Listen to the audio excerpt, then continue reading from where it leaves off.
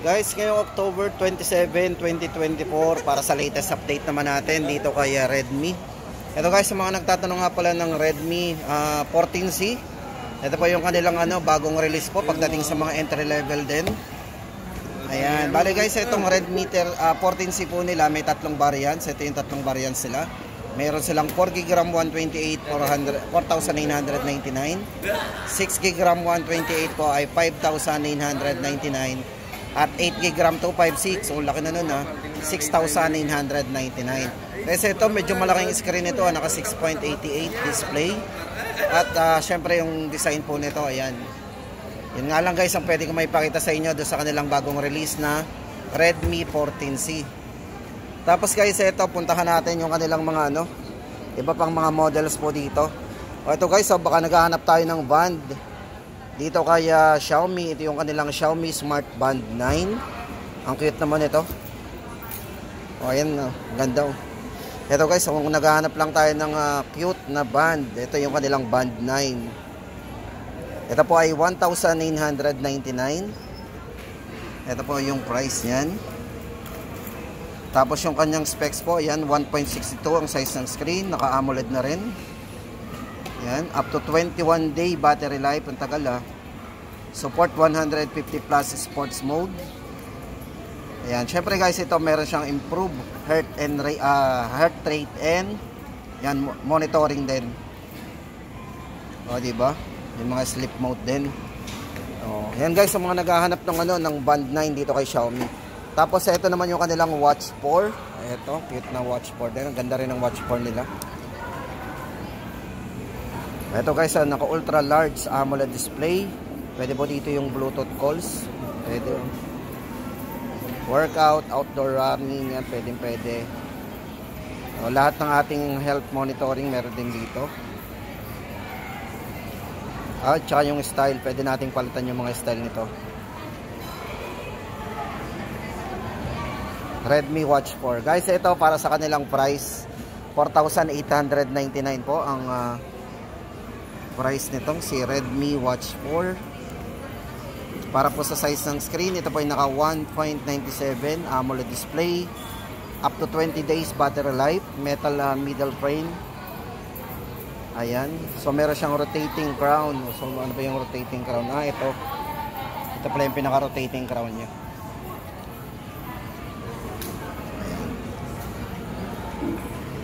O yan guys, update natin sa kanilang Watch 4, 4,899.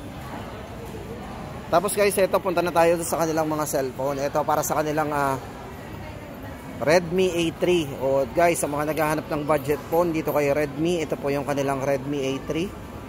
Para po sa dalawang variants nito, ito po ay merong 3GB RAM, 64GB. Para po sa presyo, 3,399. Ito guys, pakita ko sa inyo yung presyo. Ayan po, 3GB 64, 3,399. And 128 naman po, 3,999. Ito po yung kanilang Redmi A3. Yan po ang mga presyo guys. Para po sa specs and parameters nito, ayan, 6.71 ang size ng screen. Naka AI dual camera system na rin. Syempre guys, napakaganda rin naman ang stylish design nito. Naka leather design. Budget phone pero naka leather design. 5,000 mAh battery, pang all day battery natin. O yan guys, ang pwede natin pagpilian sa kanilang budget phone.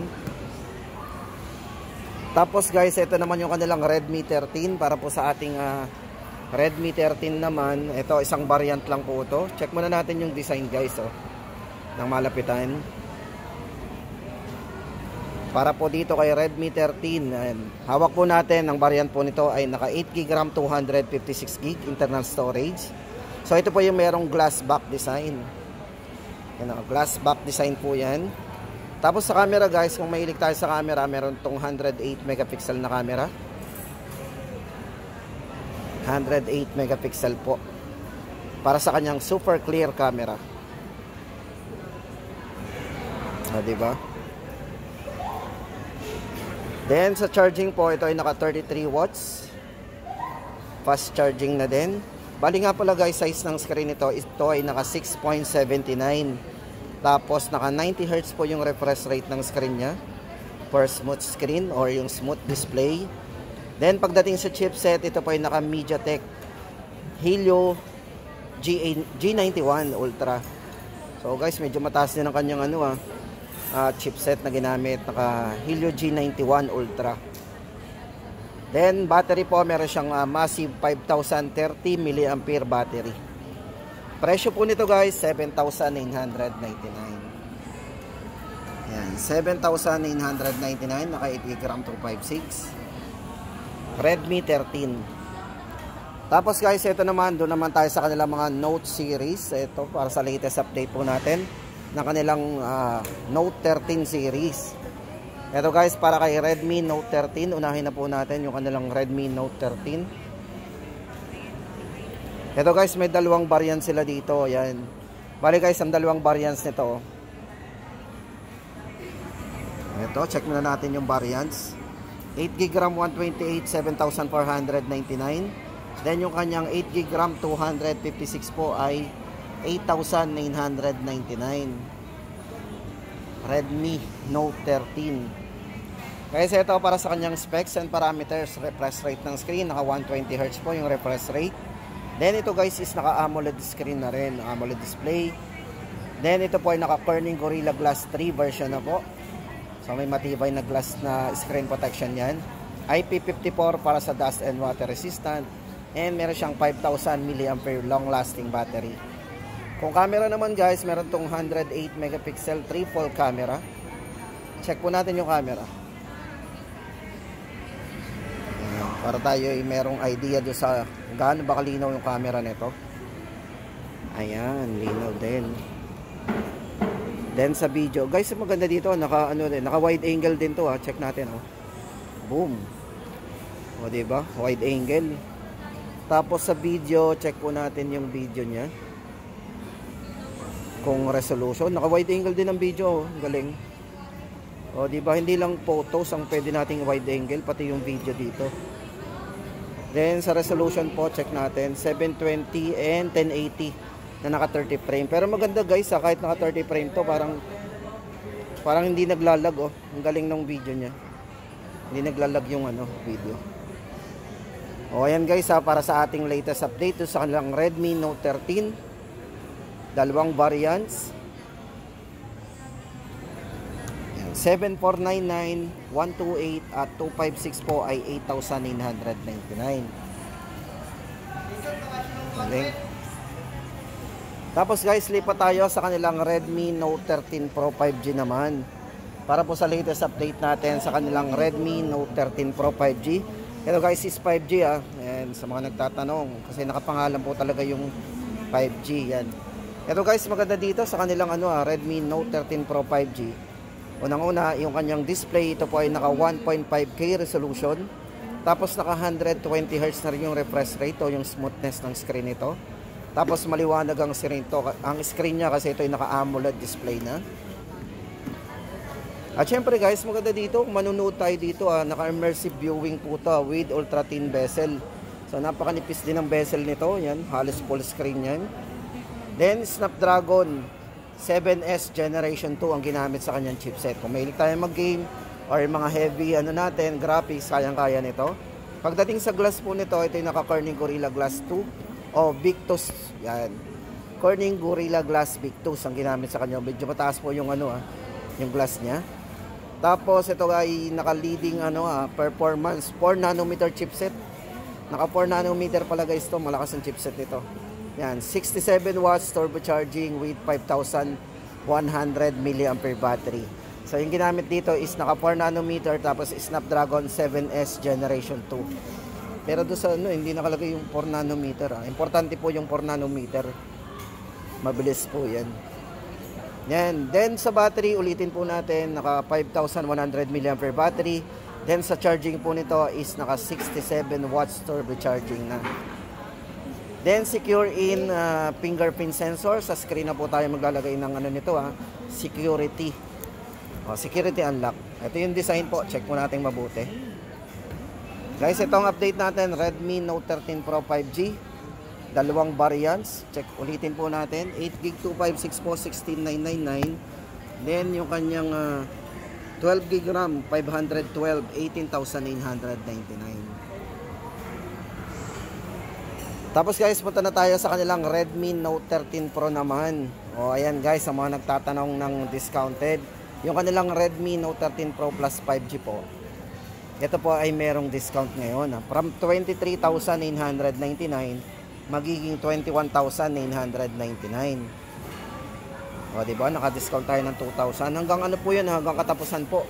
O ilang araw na lang po yan. Sa mga abot, sana ay maka-avail po tayo para naman ano natin, yung less 2,000 po na lang discount. Guys, ito para dito sa kanilang Redmi Note 13 Pro Plus 5G. Ito guys, kung more on camera tayo kasi tama-tama sa inyo to kasi ito every shot iconic. Kasi po ito ay merong 200 megapixel with OIS camera. Yung resolution ng screen naka 1.5 din, naka curved display. Ayan, then meron din siyang ito, yung display po niya naka 100 ano din ha. 120 Hz yung refresh rate, crystal resolution AMOLED display. Size ng screen naka 6.67. At yung rating po ng IP rating po niya is naka IP68 na po. Yan guys, pag sinabing IP68, 1.5 meters po na lalim ng tubig. For 30 minutes makaka-survive po ang phone na to. Accidentally mahulog po siya. O, di ba? Kasi IP68 po yung rating niya. Then sa glass po, ito yung naka-Corning Gorilla Glass Victus na rin. O, di ba? Then sa charging, napakataas po ng ano nito ha. 120 watts hypercharge ang ginamit sa kanya, sobrang bilis. Then yung chipset, naka 4 nanometer din. MediaTek Dimensity 7200 Ultra. Yan. Guys, presyo po natin from 23,999. Ito po ay naka 12 GB RAM 512 na po. Internal storage ay 21,999 na lang. Kasi may discount po tayong 2,000 sa presyo niya. Yan, 23, magiging 21,999 hanggang October po ng katapusan 2024. Tapos guys, ito, kumustahin naman natin yung kanilang bagong release ngayon na Xiaomi 14T. Ito, yung variants na hawak natin, ito po ay meron ding variants din. No? Meron po siyang 12 GB RAM, 256, 25,899. At yung 512 naman po nito ay 27,999. Ito guys, isa-isahin na natin yung specs and parameters po ng kanilang Xiaomi 14T. Ito guys, sa camera yung camera ginamit po dito. Yan, naka Leica. So meron siyang Leica Sumilax optical lens na ginamit. At syempre guys, ito, check muna natin yung mga camera nito. Ito po ay ginamitan ng Sony IMX906 image sensor, napakataas po ng version ng kanyang camera ginamit. Tapos leading AI experience, syempre guys, ito na yung bago sa kanya, yung mga AI ano. Then sa chipset po ginamit dito is naka MediaTek Dimensity 8300 Ultra. Ayan, at syempre yung refresh rate ng screen nito, ito ay naka next generation 144 Hz display o AI display. At pagdating sa charging, ito ay naka 67 watts hypercharge na. Ito guys, ulitin po natin ang presyo ng kanilang Xiaomi 14T. 12 GB RAM 256, 25,999. At yung isa po ay 12 GB RAM 512 ay 27,999 naman. Ito guys, check natin yung kanyang camera. Sa video, may 0.6 din ang video niya. Okay, smooth. So ito guys, ang latest update natin dito kay Xiaomi 14T. At ang mga bago, yung nga pala sa mga Redmi series.